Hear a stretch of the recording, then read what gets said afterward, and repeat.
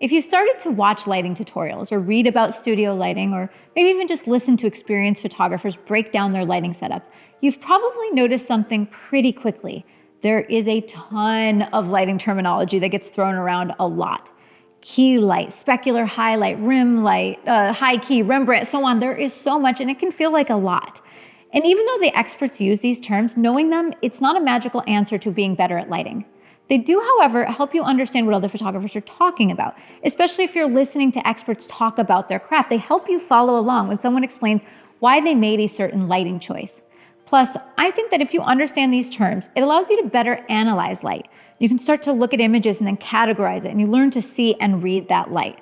So in this video, what I'm going to do is I'm going to walk you through 15 foundational lighting terms that I think is going to help you speak the language of light. Think of this as vocabulary. You're building your lighting vocabulary, and once you understand the words, learning lighting is going to become a lot less confusing. Now, by the way, I have a video course dedicated to exactly this topic. And what I do is I show photographers how to analyze photographs and recreate the light for themselves. Talk about that later, but for now, let's dive into all of these terms. For our first category of terms, we're going to start talking about the light's job, basically its purpose. Every light in your setup has a role, what it's contributing to the shot. And so the terms we give it, it's shorthand to describe what the light is achieving in your image. A key light is often referred to as the main light because it is the primary source of illumination in your image. The light is doing the most in the shot to shape the light, to shape the face, the scene. It defines the direction of light, the quality, the overall look of the image, hence main light. Next up is your fill light. The fill light's job is to control the amount of light in the shadows. So your key light, it creates the shadows. Then your fill light determines how light or dark those shadows are. Now a fill light, it could be a strobe, it could be a reflector, it could also just be the light bouncing off of a surface in the scene. Next up is the rim light, and some people call it the kicker.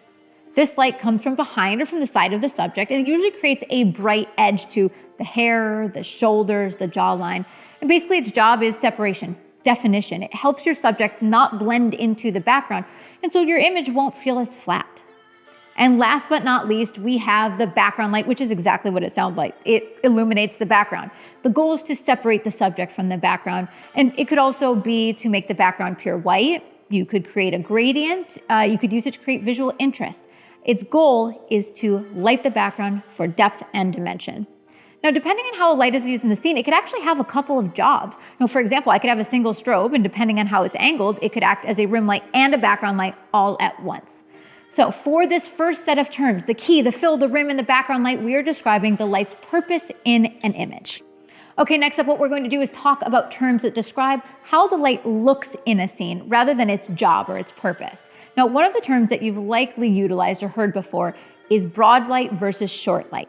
These terms are used to describe the side of the face that is illuminated. So with broad light, the side of the face closest to the camera is lit and the shadows fall away from the camera.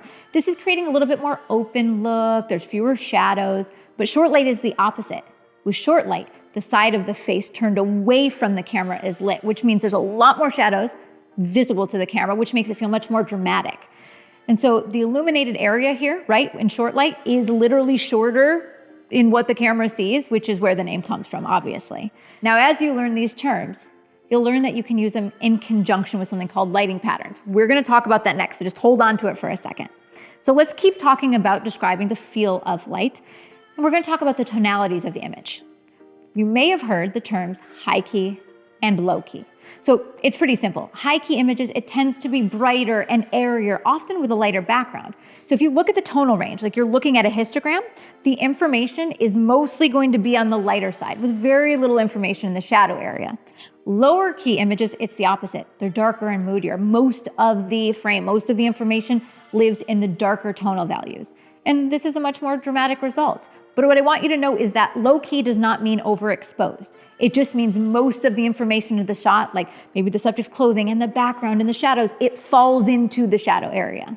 So high key, mostly brighter tonalities, low key, mostly darker. And there's not one that's better than the other. It really depends on what you're trying to achieve in the image, what supports the mood and the story you are telling. All right, so now we move on to lighting patterns. Lighting patterns describe the shape of the shadows created on the face. You've definitely heard at least one of these terms before, and it's used to describe how we actually study the shadow of the nose specifically. Now, just to clarify, it's not about a specific placement of the light, right? We're looking at the nose shadow, and that's going to be really important as we describe these 4 lighting patterns. First up, we have paramount lighting, which the light is placed directly in front of the subject so that the shadow of the nose falls directly underneath the nose. This is often associated with classic old Hollywood look, which is why we call it paramount lighting. Then as you move the light off to the side, you get something called loop lighting, where the shadow of the nose moves just a little bit onto the cheek. It's a very flexible lighting pattern. It's used for many different face shapes, and the shadow can be really short or it can get a little bit longer. Now, as the shadow gets longer and longer, it actually meets with the shadow of the cheek, which gives you Rembrandt lighting. This is something we've all heard about. What it does is that shadow meeting, creating a triangle of light under the eye. And this is often associated with much more dramatic and painterly looks. And so lastly, you've got your paramount, your loop, your Rembrandt, you get to split, which divides the face evenly into highlight and shadow, light and dark. These terms, paramount, loop, Rembrandt, and split, they're all about the shadow of the nose. But guess what? You can pair them with some of the terms we've talked about before. I've mentioned this already. You can have Rembrandt with broad light, but you also can have Rembrandt with short light. Once again, knowing these terms, it doesn't make you better, but do you see how it can help you describe what you are seeing, which can help start making connections in your brain? All right, so for our very last section, we're going to talk about reflections, because lighting isn't just about illumination and shadow, it's also about the reflections and highlights it can create. So first up is catch lights. Catch lights are the reflection of the light source in the subject's eyes. They add life to the shot, a little bit of dimension. You can look at the size, the shape, the position of the catch light. All of these are telling you a lot about the modifier and placement of light used in the image. So in my class, Seeing the Light, the catch lights are just one important element that helped me look at the shot, figure out the main light, where it is in the scene. I can start to piece things together. When it comes to specular highlights, hard light creates smaller specular highlights. Softer light spreads them out a little bit, makes them more subtle. When I analyze specular highlights, I can also figure out a little bit more about the quality of light, the direction of light, even the light source. So there you have it, 15 lighting terms that are going to help you jump in and speak the language of light. And I've said this so many times before, knowing the terms doesn't make you a lighting expert. But yeah, some people use it to sound fancy, but I think it's really useful. Remember, it's giving you the tools to communicate about lighting, to listen and understand tutorials, for example, to follow lighting breakdowns, to talk to experts or talk to those you admire and allow them to communicate their lighting techniques to you. So if you want to go much more in depth into this approach, once again, I've linked to my classes below. Seeing the Light goes beyond terminology and tells you how to evaluate highlights, shadows, modifiers, quality of light, and much more so you can recreate the light yourself. And then furthermore, if you want to go much deeper into studio lighting, you'll want to check out my class, Master Studio Lighting.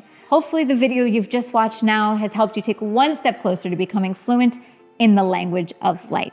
So if you want to see some of my key studio lighting gear, be sure to check out the links in the description below. And as always, visit Adorama.com. I hope you've enjoyed this, and I look forward to hearing you speak the language of light.